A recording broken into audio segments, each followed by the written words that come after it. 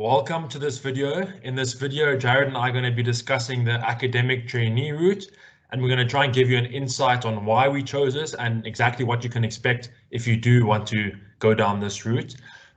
So first of all, what exactly is an academic trainee? Okay, so Jared and I both finished our CTA last year at WITS, and to qualify as a CA, you have to do a 3-year training program. SAICA does allow trainees to do their first year as an academic article program, and that would then be at the university you studied. So instead of going into the firms as your first year, you're working in an academic environment, and then you'll complete your second and third year in the firm that you sign with. Okay, so the general option that's taken is to go into audit for all 3 years of your articles or your post-study trainee program.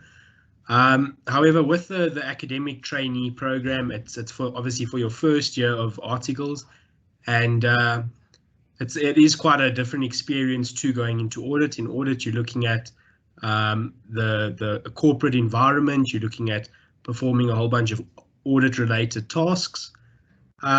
Whereas when you're in an academic environment, you're generally responsible for setting assessments, helping students through consultations, taking tutorials, and yeah. And just so you guys can understand how the application process works, is that normally in block 3, the application process opens, and obviously there's a threshold on the marks on who can enter. That will be shared with you guys later on this year. And it's a very simple interview process. You have an interview and you have to prepare a certain case study or answer a certain question for that interview. And you are then shortlisted, and basically you're only given a final answer once you've completed your November assessments, and the school knows how well have you performed in those November assessments. Okay, so yeah, one component of becoming an academic trainee is the master's program. It is quite an attractive option for students that are interested in pursuing that academic route. It is strongly encouraged, however, it's not entirely necessary if you guys decide to pursue the academic trainee route. A master's program is not essential, but it definitely is encouraged. It is important to conduct research in an academic space. So yeah, when we look at the master's program, there's generally a selection of different modules that you can take, and it ranges from corporate financial reporting to audit to finance to advanced management accounting and control. And there you're generally looking at assignments. There may or may not be an exam, and yeah, it's mostly just assignments, reading different academic articles. And then you're obviously looking at your thesis, conducting research, identifying a research topic, and yeah, you'll generally get supervised by one of the respective lecturers in the particular research field that you do select. Just another thing to mention is that you are going to be allocated to a certain division, and you'll be working in that subject then. So it's not like you're working in multiple subjects. You give your preferences, and you then obviously going to be working in that division for the entire year. And it could be across various years for that subject, obviously. And then I think just to also add, why we became AT. So the reason why I was looking at this route and am pursuing this route is because, especially in third year, I found the academic trainees to be very helpful in the learning environment. And I thought that, by pursuing this route, I could try and leave the same mark to students who are currently studying. And that sort of motivated me to pursue this route. Yeah. Okay, so my motivation behind becoming an academic trainee, well, firstly, there were a variety of reasons. Firstly, tutoring was something that I did on a regular basis throughout varsity. And yeah, I just developed a passion for it and for helping others and seeing them grow. In addition to that, I thought CTA was quite a challenging year, and I just felt like I needed a break after the year. And I didn't feel like I wanted to go into corporate straight after that. I do think the AT environment is slightly more laid back. It is a little bit more chilled. Obviously, there is work to be done, but compared to audit, I think it's a completely different environment. And yeah, I think regardless of whether or not you become an academic trainee, you're still going to get that audit experience. So you might as well throw something else into the mix. So just one more thing to mention is that obviously, if there are students who want to pursue a career in academia long term, as in becoming a senior lecturer, going the AT route and getting your master's done now is also very important, because to become a senior lecturer, you need to have a master's done, and it's a good year to get your master's done if you want to pursue that route. Yeah, definitely. And then next up, we're going to be speaking to Lee, who's a former academic trainee. So joining us for this part of the video is Lee. Lee was a AT last year at WITS, and she was in the FinAc department. This year, Lee is working at KPMG as a second-year trainee, working in audit and in advisory. So we're just going to ask a few questions on your general experience as an AT and how the integration was, you know, going from an AT into the audit or into the firms in your second year. Okay, cool. Okay, so if we can just start off by asking you what your experience was like as an AT, what were some of the highlights of the year, and yeah, what was your experience with the master's program like as well? So my experience was very different because of COVID, but I did still love every single bit of it because I've always loved teaching. I tutored throughout varsity. So for me, I always wanted to be an AT because I just genuinely am passionate about teaching. And so from that perspective, it was really lovely because you get to build some really close relationships with your students. And it's so rewarding, seeing them struggle and being able to support them and then seeing them succeed after you've supported them. And also it was just also really good to have a break because CTA is so intense and ITC, and you've just come out of that, and to go straight into then the corporate world at a big four firm and have that pressure, I really didn't want that, and I desperately needed a break to just breathe for a year. So being an AT for a year really provides you that. It's so much more chilled and so much more relaxing. The environment is a lot more fun and laid back. So yeah, so even with COVID, I mean, it was a lot more difficult to actually develop those relationships behind a screen, and everyone was so new to speaking on Teams and stuff instead of in person, but it was still overall a really, really good experience. And then with masters, so I was expecting masters to be very, very intense, and it actually wasn't that bad. Yeah, but because they give you a lot of time to, because all you're really doing is teaching and marking, and then in between that, the lectures give you a lot of time to actually focus on your masters. So it's not like you're actually only doing your masters outside of your normal working hours. You get to do it, spend, I mean, I think I had sometimes 2 weeks where I actually most days just ended up working on masters. So they're very understanding from that perspective, and it was a lot more laid back than what I expected it to be. Okay, nice. And then just one more thing on the masters, were you able to finish it now, or are you still busy with it at the moment? So I was able to finish it. They did give us an extension because of COVID, but I finished it, I think at the end of March, I submitted it. And then we are still waiting for results. So I'm probably going to have to work on it again later on in the year. So from that perspective, I would just suggest if you do your masters to make sure that you finish it by December, because busy season from January to March at the audit firms is just ridiculous, and they don't really care about your masters. So to then go into that and you're on a massive JC listed client and you're working ridiculous overtime, you're not going to have time to finish your masters. So yeah.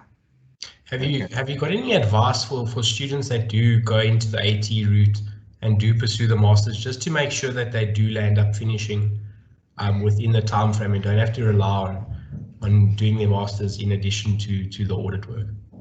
I would just say manage your time. So plan out your year, know where your tests, exams, are going to be and when you're going to have crazy amounts of marking, or if you have areas where you have to give lectures on them, plan out your full year and make sure that you're actively working on your masters in between the times where you don't have those hectic periods. And that really helps getting it done. And then even when December comes, once you've done marking and you still have your masters outstanding, even on your leave, just take a week to just work on your master's to finish it, because it's so much better to just have that out of the way than to have it with you into like the next year. Yeah, for sure. I think just one other thing to ask is, how was the master's structured in terms of the modules that you have to take, and how hectic was that? Because I think, well, I didn't know last year that you had to take modules and that you had to you had assignments every week. So just can you give a bit of an explanation around that?